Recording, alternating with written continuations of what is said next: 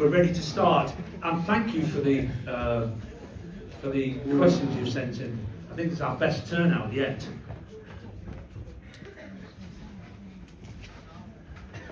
Right. This is from Becky. Where's Becky? Hi, Becky. Dear Harry, I love you. Please take my house, my car, and my money. All right, Becky, I'll see you afterwards. I think it was number 8, I'm not sure. But anyway, Becky says, how do match debriefs work as a team and individually, and how does this affect what you do in training? To be fair, it can vary from week to week. I think sometimes they're pretty straightforward, you know. Sometimes obviously they're a bit more complicated, but that works both ways as well. Sometimes even when we've won, there might be something that the manager and the coaching staff picked out where,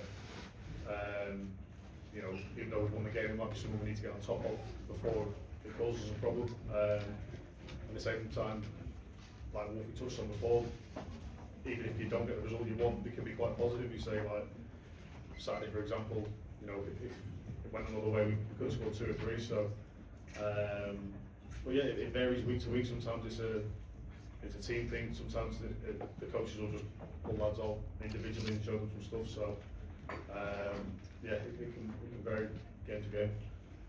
So is it better individually? I remember when I was playing, they used to get the whole team there. And here's where you went wrong, Harry. Look, this is where we went past you for the 4th time. And it's sort of really in front of everybody. I would have preferred it if you pulled me into the office and did it individually. But did it do the same thing with you? Like I say, I think that there is times for that. Yeah. You know, if it's more of a team problem or more of a standard that needs to be set, it's like, look, this has happened, that can't happen again, and it's for everyone's benefit and everyone's awareness, then you say there's different techniques and ways of doing it. You say, if you've had a particularly tough game, I don't think it's really beneficial to, like you say, show that in front of the whole squad. That could probably be done more on a one-to-one basis, but so it can vary quite a lot. Yourself, which would you prefer? Yeah, I think it's difficult because there's no really set way of debriefing a game. I've had it where we've been beat. Richie Williams was my manager at Swindon. We got beat 4-0 off Carlisle, and we never spoke about it again. And then there's games where we won 3-0 and everyone's on cloud 9, and then you come in and only highlight the bad things. There's a way to keep you grounded, you know. So it's difficult. There's no real set way of right, we're doing this after every match. You know what I mean? You have to take it as it comes. Right, you'll find out the questions that come from the audience will not always be football related, but some will. It's from Jake Hart. This is from Amy C. Where's Amy C? Don't be embarrassed. Where are you? Oh, Amy. You want to stand up, Amy? No. It's for you, Jake. What's your favourite song on your playlist?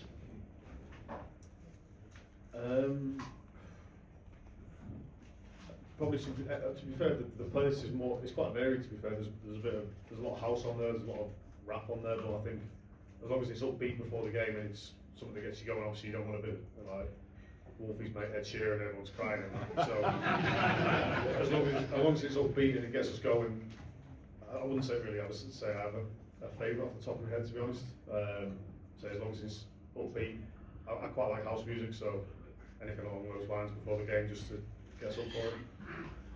They're all, thinking what the bloody hell house music, and that rap has got a silent C. Wolfie, let's go back to football. What's the atmosphere like in the change rooms after the recent losses, or not particularly getting the results that we wanted? That's from Amy C. I think there's probably. I don't think the atmosphere has dropped too low. I think there's a bit of frustration in there amongst everyone, but I feel like that gets piled up pretty quickly, and then I think we realise we're still in a good position. We're obviously in a great position.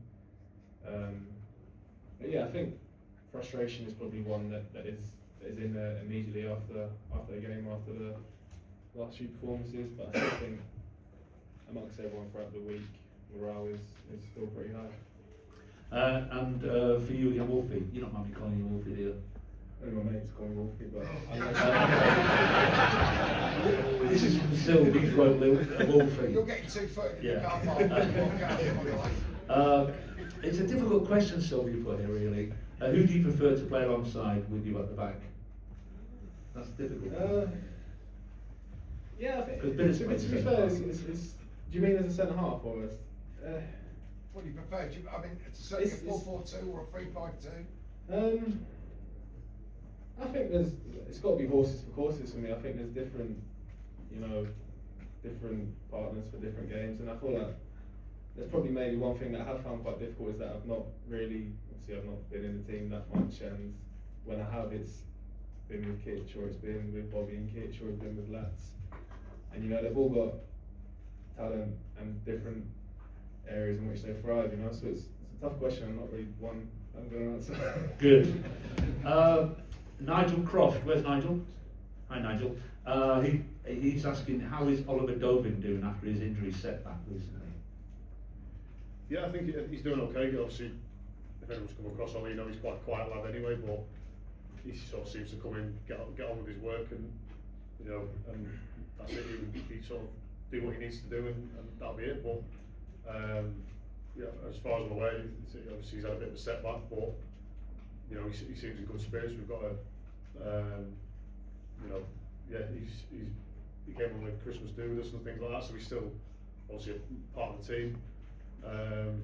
Obviously it's difficult when you're out for a long period of time, but he's doing his work as best he can, and yeah, I'm sure he's looking forward to. I don't want to speak for him, but I'm pretty sure he's coming towards the end of it, or the back end of it anyway. So hopefully he'll be back sooner rather than later. So when you mentioned the Christmas party, Luke started smiling. We shan't go there, shall we not? No. And Nigel asks again, and you get 9 out of 10 for your handwriting, it's very good. How is the new boy Frank the Tank settling in?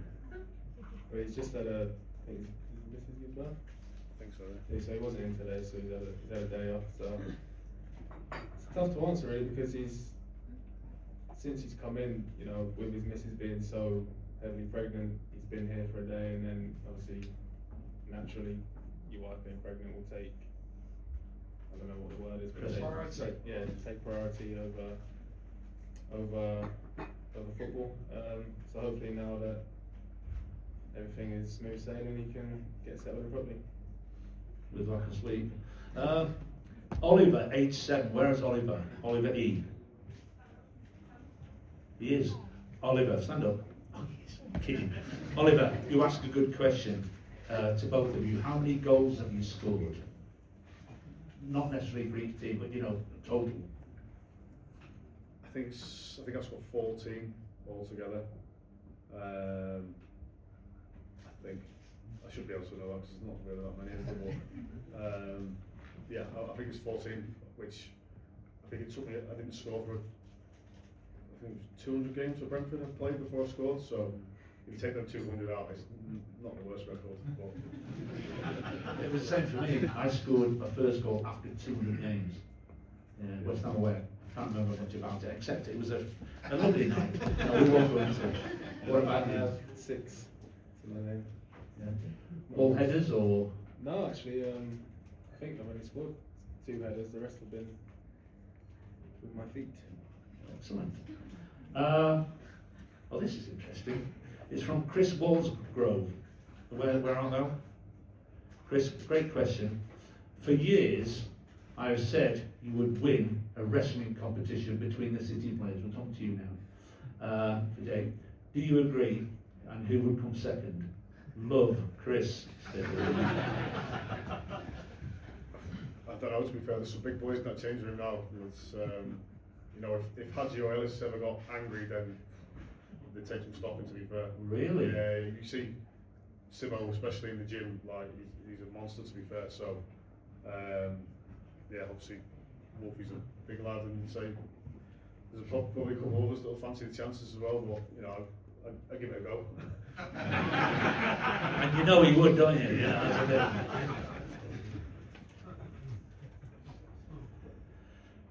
Keith. Hi Keith.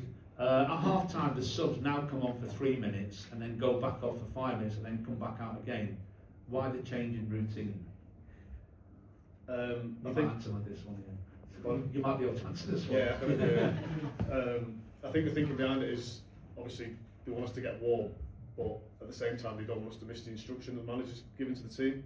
You know, if anyone comes on a minute after half time, you need to be, you know, on the same page with the information that's been given. Obviously, you have a game plan before the game, but you turn up, something completely different can happen. So I think the thinking is get out, get warm quickly, and then go in, get the information with the rest of the lads, and then obviously carry on with your warm up after that. Good question though, thank you. Robin, where's Robin? Hi Robin, another great question I believe. Do you think there is too much social media? And are you a fan, and how do you deal with anything that comes your way that's negative? And I would hate it, I think I really Yeah, hate it. I think you've just got to take it with a pinch of salt. It can be difficult, but the reality of it is nowadays, I think, particularly with younger players, they're on socials quite a lot, and it can be easy that when you score a goal, when you have a good game, that you read everything and you think you're the dog's bollocks as it goes, and then Yes, quite. Dogs do does, that's interesting. And then when you have a bad game, you still be that way inclined to read it, and you'll be lower in the snake's belly. So I think you just got to, it's easier said than done. I think you want to block it out, but at the same time, it's a part of everyone's life nowadays that they're just glued to their phone, isn't it? So. Are you the same? Exactly this weekend, doesn't it? It's supposed to be smashing up cameras in nightclubs. Yeah, well, yeah, that's a perfect example. I had a mistaken identity this weekend, yeah. So apparently I was somewhere smashing panels up when I was at home with the 2 kids. So, but yeah, to answer the original question, I think it's. I'm not a big fan of it. I can see why people are and the benefits of it, but I've said this many times before. In terms of interacting with people, I'd much rather come out and do stuff like this. You know, people that come to the game, support the lads. It's easy for anyone to sit behind the screen and type whatever as they've got an egg as the picture, and it's like it's not the real world for me. So it's Keyboard warrior.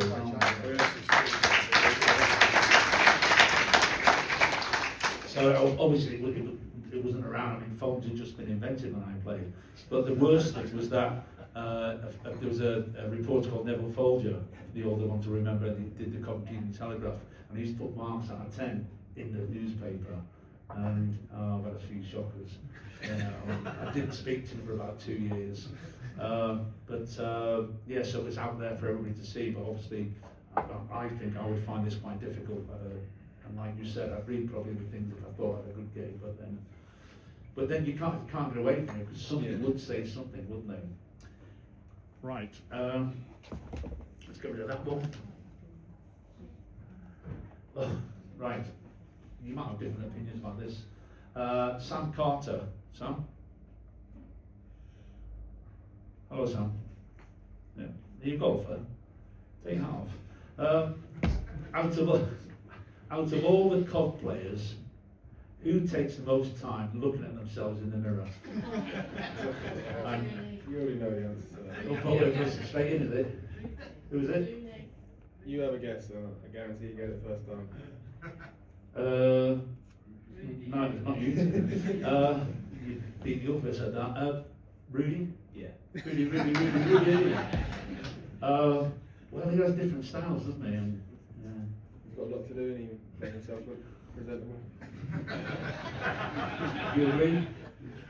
Yeah, so he takes the most time, but how he comes to the conclusion that that's when he's going to walk out the door. Brilliant. It is. I mean, I get the backlash of this a little bit, because I do the player of the match after the game, and I have to wait. And Rudy generally is the one that I have to wait the longest for, and there might be a reason behind that now. So, To be fair, it's just anything, isn't it? It's just, He gets distracted easily. really. Yeah, most of the time he's not doing anything, he's just sat down looking at the floor or looking at the side. It must be great to have a simple life. And who has the worst music tastes? Other than house and rap. Yeah, No, to be it's like I touched on before, we've let really have a little takeover the last few weeks, and it's not gone down particularly well. so what, can you name any of the songs that? Is how would you describe it? Unique. It doesn't have to be genre, is it? Is there a particular song that is? Just his own, really. Yeah, he's got a couple of his own as well, to be fair. What do you mean a couple of his own? He's made a few songs that he's. No. To be fair, I Well, it's I like don't in the mind mirror. them. I don't mind them. Really? I don't mind them. Oh, I don't think they'd be your cup of we tea. need to hear them. No, not mine, obviously. No. I wonder if the club could play them just before the game. I'm not sure that's a good idea. No. This is touchy. Where's Rachel? Hello, Rachel. This is a great question as well because we talked about this earlier.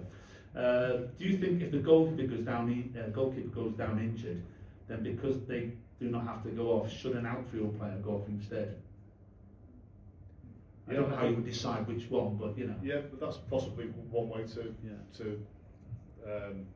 could be one way to get around it. To be fair, yeah. Or the other way, just make the goalkeeper go off and put someone in net for 30 seconds. That'd be more interesting. Well, you'd be fine, wouldn't you? I don't know, maybe in a different lifetime, yeah, but I'm not sure nowadays. It'd all completely I back. don't know. This is to either or either. Nick Masters.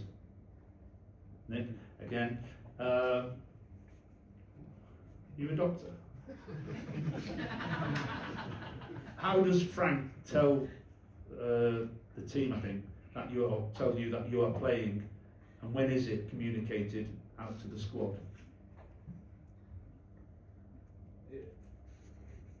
9 times out of 10 it'll be the day before the game. I think sometimes it can vary depending on how players are feeling, whether they're ill or injured. But 9 times out of 10 we'll have a meeting on a Friday morning, a bit like this, there'll be a projector or something, and he'll have the team up like that, go from there. When I played, it was a team sheet that used to put up on the board on a Friday as well, and then you go through all the set piece and such. Silver again. Bidders. You called him Woolfenden, and now Bidder. Are you familiar with these? So he is my mate, so I'll let him Oh, right, okay. Who was the, we mentioned about music, but who has the worst dress sense? Brandon's worse than Rudy. Really? Have you not seen some? Yes, Rascal. Yeah. Very bad. I've seen him. I think he could probably wear his clothes and you could get in and with him and it's still I've seen better dressed women's, honestly. Again, Silver's getting in it on here. Oh, this is interesting. So let's just sit back. Bidders, mate, tell us your story about John Terry.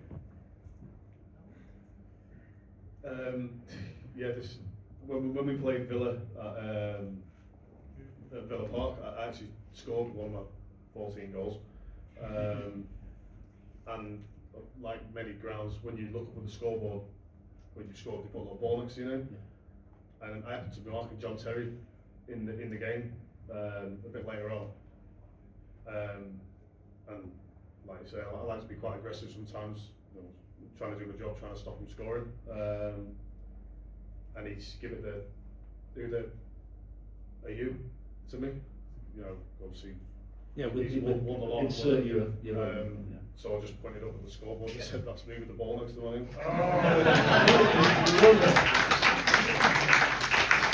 To be fair, he did apologise after the game as well. To be fair to him, so it was one of them. It was like, obviously during the game, but he did apologise pretty quickly after. That's brilliant, though. That is the way to do it, isn't it? Yeah, I look back now and I don't know if that was a good thing or not really. I think he's legend of the game. I think. Did you win the game? Yeah, we won 2-1. Yeah. Yeah. Brilliant. I'm pretty sure it was 2-1. Yeah. So. Have you ever had any moments like that where you've just sort of said the right thing and done the right thing to? No, I can't say I have, but to be fair, this weekend Lats had arguably one of the best I've ever seen. So he was marking Brannigan it was just after their player got sent off. So Brannigan was giving Lats a bit, calling him a big, big softy and whatnot in different language. So Lats went, "What did you say?" And he repeated himself again, and Lats went, "Barrett." Oh, I've got to admit, it's not quite the same league as that, but it's still very good. Oh dear. Somebody's Leo has given me a team sheet, and can you play this formation? And thank you to him, so don't worry about it. Sounds good to me, that. Yeah. So, you've got Asante or Sims up front, SA on the right, Mason on the left, Eccles in mid grounds, and can't really do the one in midfield. Bidders on the left, Lats and Wolfie, Milan, and Rushworth in goal. Where's Leo? At the back there. What do you think? You think you win with that, Leo? Yeah. Yep, guys? Yeah, Leo's my mate as well. It's great to bring your son here with you, it's good. Right, Smudge. Where's Smudge? Oh, there's Smudge there. Didn't notice you in the shirt, sorry. Massive game on Monday. Where are the players' heads at going into the game? Where are the players' heads at going into the game? I think at the minute we're still obviously early in the week. So the way the week works, the start of the week will be more the physical work, and then obviously the more you get towards the back end of the week, it'll be the more tactical, tuning in, game plan, set pieces, that sort of thing. So, well, like Wolfie said before, we're still in a good position. It's and at the end of the day, these are the big games you want to play in. You want to be playing in the big games at the top. I think back to my time at QPR when playing in a team that wasn't doing so well, and you're down the bottom, and the pressure's on, and you look around the team thinking, I'm not sure where we're going to score a goal here. I'm not sure if we can keep any out either. So, you've got to enjoy the pressure of playing in the big games, and I think, come Monday, everyone will be bang out and ready to go. Well, I think Sil sort of mentioned earlier to me that the fans, we've been promised a lot, and in the past years, and then us being top for so long. If anybody would have asked, you would be second place in the championship in the middle of February, they'd jump at it. We really would jump at that opportunity. So for the fans that would sort of, I wouldn't say booing, but weren't happy with the result on Saturday, we are still in a fantastic position, absolutely brilliant Right behind position. you, lads. Yeah, yeah, on all our people. So Louise and Sophie.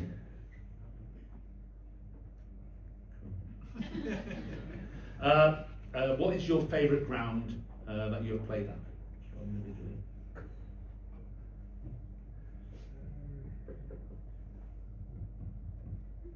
I think most people expect to say Wembley, but every time I've been there, I've lost. So I like Millwall, and then I like Fulham as well for two different reasons. Obviously, Millwall is siege mentality. Yeah. You got to be up for the fight sort of thing, and then Fulham's just nice. It's like you take your throw-ins, no one says anything to you. Put a cross in, you get clapped by the home fans. So we say the two extremes, but and to be fair, I like that Ellen Road as well. When that's full and bouncing, that's quite. There's a lot of aggression in the place that you were mentioning. Well, Millwall is one, Leeds is another one, but they like a scrap, don't well, they? yeah, no, I think that's what brings people together. When you get a result there, I remember early on in my time here, going back to the other one, we went to Fulham, but the year they went up, and we won 3-1. That was when you go. You talk about the season mentality. You go to them places, you get a result in front of the away fans. It's like that's the best buzz ever for me. You say it's that season mentality that brings everyone together. So, and yeah, say Fulham's the other end of the spectrum, but you say they're both quite nice for different reasons. I found West Ham was quite intimidating because they're right on top of you. When you're taking a throw, you can hear the individual shouts. Roberts, you're useless. but the manager got sacked after that. But you know, but I was a Man United fan, so playing at Old Trafford was fantastic. You know, going to the team that you supported and playing there was fantastic. Was Ipswich your? Yeah, I think obviously being from Ipswich, I think it had a special feeling playing there. But I think in terms of other grounds, I think maybe my favourite one was probably Crystal Palace. It was where I made my first start for Ipswich in the cup and played there again in the Premier League and played quite well in both games. And he said it's quite an old school football ground that I enjoyed. Yeah. When I played against West Ham, I scored a goal there, and it came up the other day. I can't remember it too much about it, but if you've got half an hour, I'll explain. But the point being is that Frank Lampard's dad, Frank Lampard, played in a game when I was against him and scored. So if he brings it over and just mention that. But yeah, happy days. 2 goals in 500 games, not bad. I think we've asked that one. If you could, well, Alexis. Don't be shy. I'm a teacher. Will you handle properly, please? Alexis says, if you could play for any team in the world, who would it be? And then in fancy, like pattern thing, apart from Coventry. I think I've got 2. Probably Man United or Real Madrid. Just obviously Real Madrid's probably the biggest club in the world, and you've got the sun, so great lifestyle. Yeah. Yeah, I think I can't disagree with that, to be fair. I think, I don't know, something about the old white kit is just like, it's, Yeah. I think growing up, when you know, I grew up in the sort of Galacticos era, when it was like Beckham, Figo, Ronaldo, all them, used to watch them growing up, so yeah, I can't disagree with that. Matthew, thank you. Jake Bidwell, how long did it take you to learn the words to your song? Seriously, which are your favourite player chants? Yeah, not very long, to be fair. Favourite chant? I used to like Gus's when he was here, to be fair. But, yeah, I like that one. He's got me Jaws on it. Explain yourself. I liked Caramel Hairs as well. I thought that was when he was here. That was a good one. But yeah, what about yourself, mate? I quite like the one for Brandon. Is that not to the tune of Heartbeat? Yeah. It is, isn't it? Yeah, my mum used to watch that one as a kid. So The worst, not worst one, the longest one is De Silva's. Because it goes on, it goes on, and at the end, De Silva, and we go again. But like I said to you before, that when I was playing, there was a police killer called Harry Roberts who shot policemen and killed them, and they nicknamed him, nicknamed Harry Roberts. And there was policemen walking around the ground. I had more chance of killing a policeman with a shot than scoring a goal. And the fans used to sing, Harry Roberts is our friend, he kills coppers. That's my chant. The worst in the world, isn't it? So, right, Bev and Leslie, done in a very attractive handwriting. Where are you? Who did that? That was lovely. Oh, hello there. Hello again. How has the training camp changed under the new gaffer, and the significant differences and the impact on your personal game? I think, like we touched on before, it's probably not as strict, if that's the right word, and I think it probably allows the lads to express their personalities a little bit more certainly off the field. And then for my game, I think that every coach is different. Every coach wants something slightly different. And yeah, I think I've enjoyed playing. Obviously, the results have been good in the main as well, so that obviously helps. But they say you're learning all the time. I think under this manager, you'll be asked to come into midfield at times and things like that, which is obviously slightly different to before. But yeah, I think you say, as you get as an older player, you sort of try and take bits from each manager and put it all together and just keep improving, really. Excellent, good. I wasn't here for the old manager, so I don't know the difference. Great answer. Slap the wrist there. A question for both of you. Well, it's interesting. They haven't got the name here, so it's a good question as far as I did it. What would your five-a-side team be? We'll say at the club now. So what would your best five-a-side? If you had to lead a team out, who would be involved in it? So we manage it, not playing. You obviously playing. Rushy, Wolfie, me, Grimesy, and Efron. Yeah. Good. No, you got to say bidders, obviously. Yeah, Bidders is in there. Yeah, Rushy's a certain. I'll go me and Bidders. Josh Eccles. I've got one left. Brandon. Yeah. Yeah. Sil, what? What Tats. about Tats? What about Tats, actually? He's I've playing seen darts him every on time. Tats. Yeah. Do you?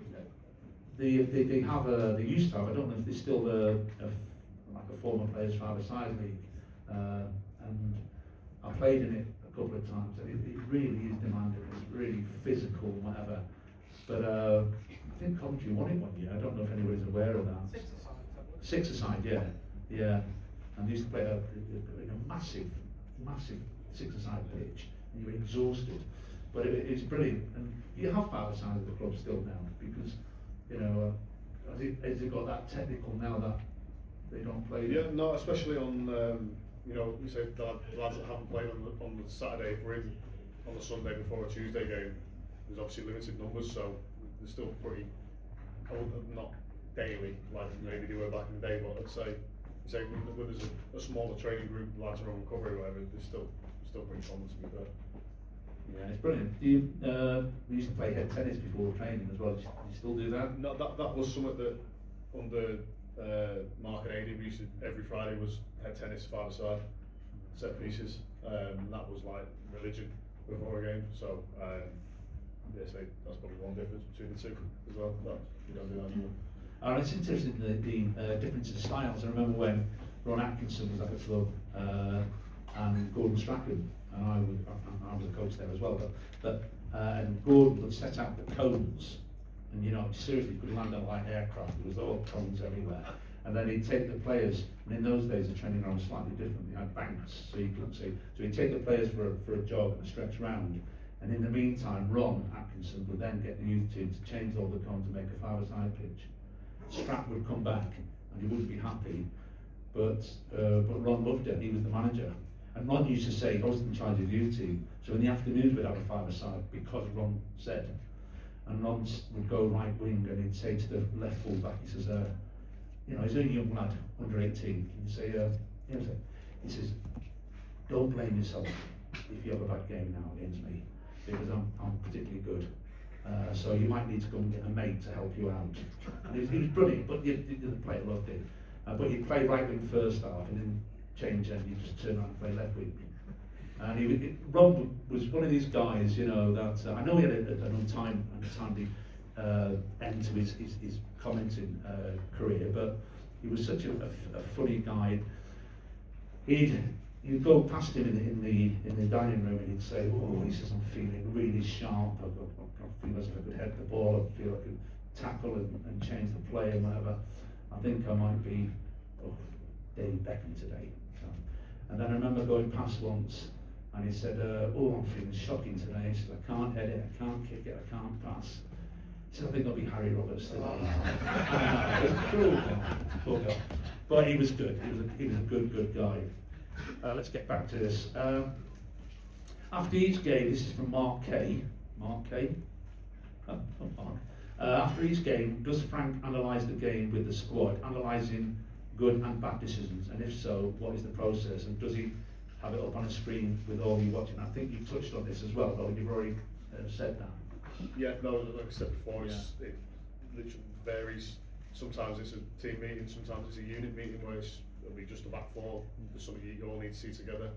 Sometimes it's individual, and then sometimes it might be nothing. You say, in years gone by, some managers will just almost give you the benefit of the doubt and say, Saturday wasn't great, everyone knows it wasn't great, we don't need to go through it.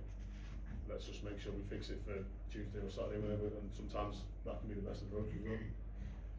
And this is Nick Masters as well for he's put Wolfie. I don't know, maybe a pet name. I think he meant Wolfie. But Wolfie, you might be personal with you, I don't know. What swayed you to sign for the Sky Blues after spending a long time in Ipswich? I know, again, you touched on this, you want more minutes. Yeah. But why Coventry in particular? No one else wanted me. No, I'm sure that's not the case. I'm only joking. No, I think you start the season really well, and there was a bit of interest there in January that if I was going to leave Ipswich, I was going to go to Coventry on loan. But then I started playing the Ipswich team, so I thought I'd stay in the Premier League for a few more months. And yeah, no, I think just the way you start the season, and obviously it's such a big club, and we actually played Coventry in the FA Cup, and the size of the stage and the size of the fan base, it was just something that felt right to me. And is there a mass difference between the two clubs, do you believe? No, I think there's probably more similarities than differences. I think obviously Ipswich have now been taken over by however many Americans, so they've got probably a bit more dough than Doug. But I think in terms of the journey that Ipswich went on, it has its similarities to where Coventry have been, you know, a big club that have been in the lower leagues and is now trying to work their way back up. There's no name on this one, but if you don't get promoted, this year, do you believe we could lose a majority of the key players? And if that happens, do you think we will get more? You will get more game time. It's a bit harsh, but what is it? But you know, it is a fact of life. If things don't happen, then some of the supposedly better players might want to move on for their success. I think that's the natural cycle of football. You say lads will be at different stages of careers, and whatever happens for the rest of the season, whether we go up or we don't go up, obviously everyone's still striving to go up, and that's all we're thinking about at the minute. So what you say in terms of the natural cycle of football, players come and go in every transfer window, so I think it's one of them, just worry about that when it gets here. Let's just get promoted and then we'll deal with the rest after. Yeah, so say all of us. Both of you, this is from Louise and Sophie. Who is the best footballer you have played against? Who you went to mark in your career? So going back to the game when I played against the manager, Eden Hazard played in that game. So he didn't start the game. He came on for the last half an hour, which was nice when I was tired. So yeah, I think probably Eden Hazard. I think that he probably had a period of 4 or 5 years where he's probably the best player in the Premier League, or certainly one of. So I'd probably say him. What about yourself? Yeah, in terms of pure footballers, I think probably Bernardo Silva was one that really stood out for me. Just everything he does just seems so effortlessly, and you press him and then he plays one touch. You don't press him, he dribbles past 3 or 4 people, and you just like, what the hell do I do then? I think we've gone through most of the questions, or have already been repeated. Let's see if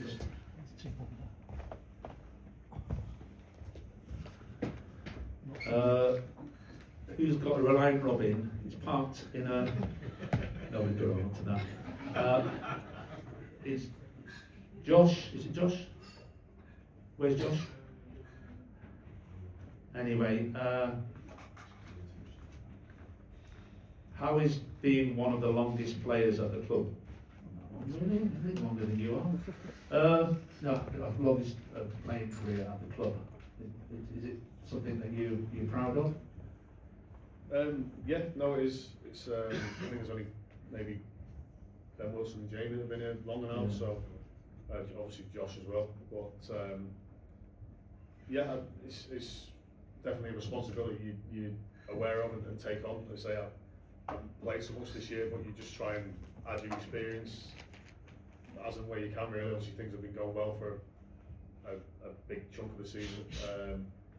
But yeah, just you say when you become that senior player, you try and use your experience in the best way possible, even if you're not playing, just try and get around the lads, and if there is anyone in a difficult moment, try and just try and help them through it.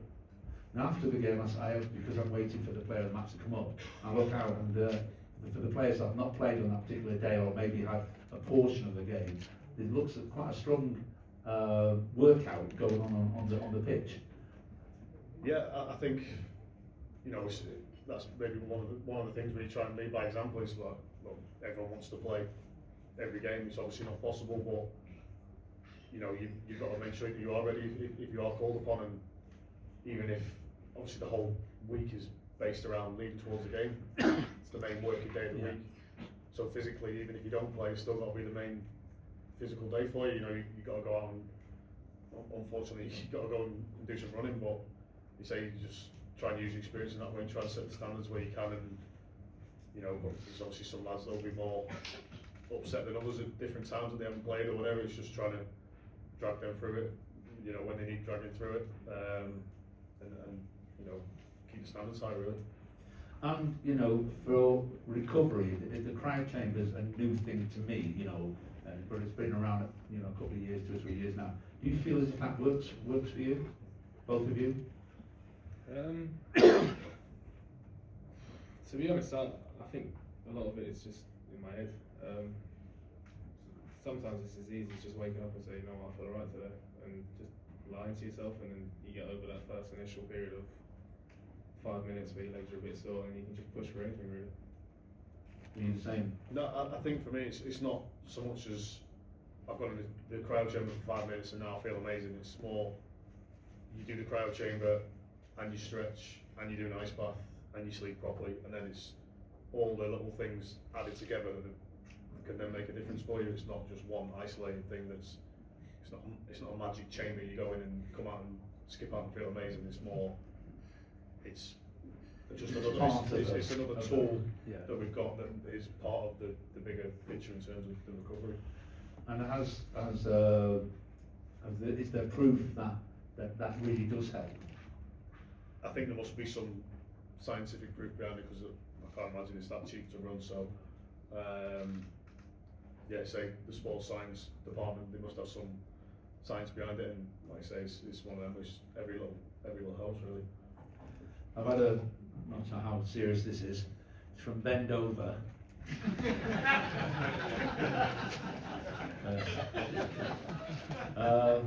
Harry, what was your favourite Coventry City goal? I might have mentioned it a couple of times already. When I say it was my favourite, it was West Ham away, and I scored against Norwich in the FA Cup, and that was it, 2 goals in 1 season, and I lived enough for that, and so I decided to leave the goal scoring to other people. It's a lot of the stuff that goes on nowadays went on when I played, but what we didn't have was a sports psychologist, and I believe personally that would have helped me particularly. What impact does a sports psychologist have for any of you two? Have you had to use them? Are they used all the time? And what part do they play? I think it's probably it's different for everyone. I think some people need that person to share with how they're feeling and what they want to work on and stuff like that. So it can be helpful. It's different. Like it's different for everyone. Do you know what I mean? It's not, for me personally, I wouldn't be something that I'd enjoy sitting there and talking about how I'm feeling and whatnot. But like you said to yourself, you feel that it would be beneficial. So I think it's good that it's there in terms of when you need it and you can use it, and it's also good that it's not enforced that you have to do it, because it can be detrimental to some people as well. It's strange because what you were saying earlier, when I started my career, I didn't have a worry. and I was loving everything. It was towards the end of my career then I started having problems. I was thinking, I hope my winger has a bad game rather than I'm going to have a great game. And that sort of got into my head, and so I need something that like a sports psychologist would perhaps talk you through the reason behind that and try and get you through it. Is anything, what's your opinion, Jake? Well, we've actually got a full-time, well, he's in most days, Joe Dixon, the sports psychologist, and I think he has quite a good way.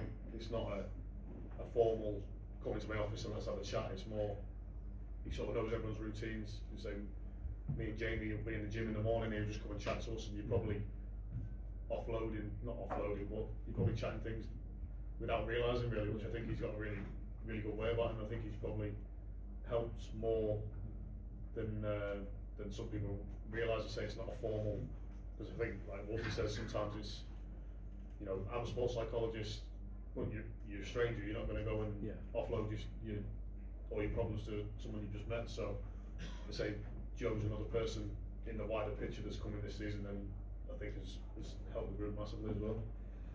I think there's a couple of questions left here, if anybody's got anything else. Oops, sorry.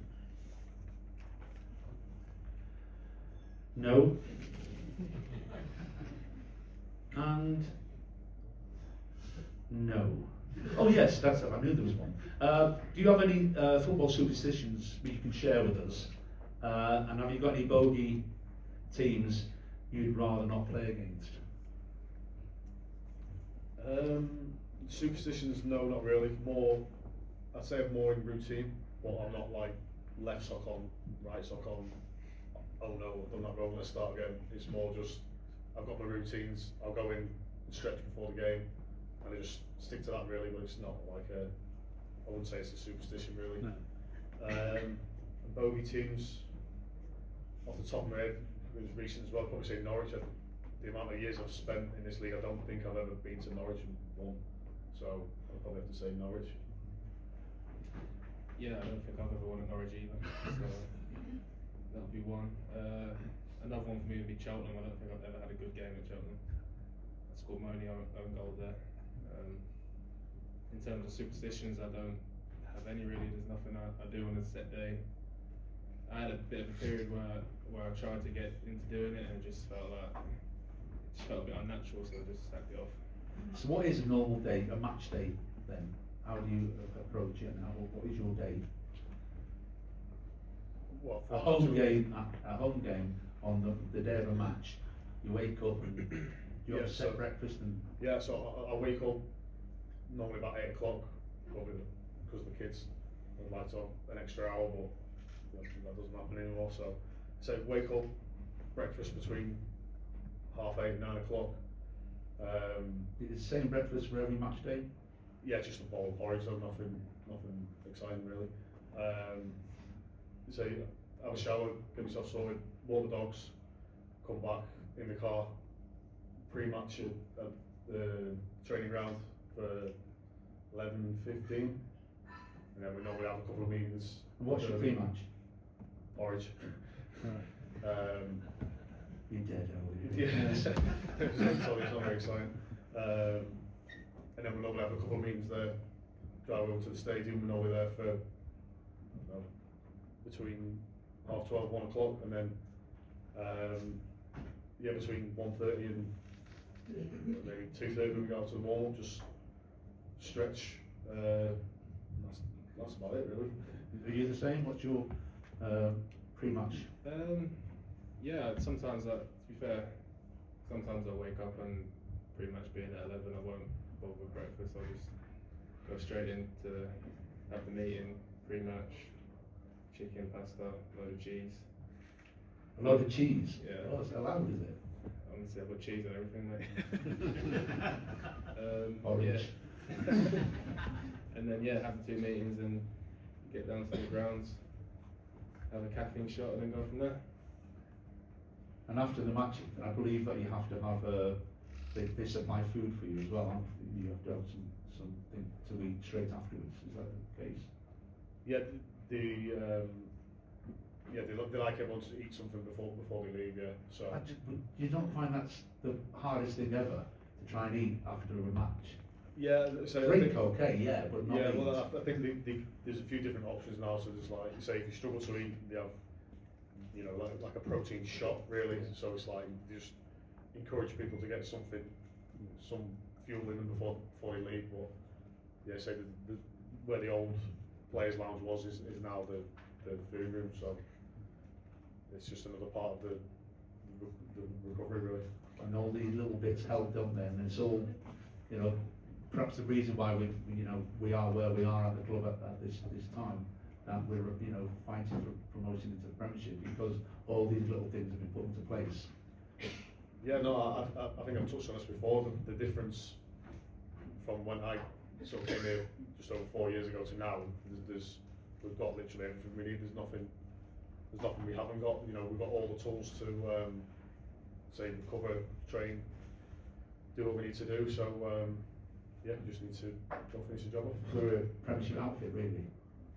Yeah, in terms of the setup now, I think even, you know, look at the stadium, and I've not actually been in them, but you can say when we were doing the running after the game, you can hear the fan villages and stuff like that. And I've got friends that have played for different teams, and they've said, you know, everything looks set, really. So it's like I say, just need to go finish the job off.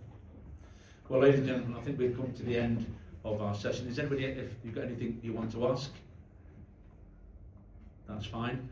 But thank you for turning up, and thank you, giving them a huge round of applause.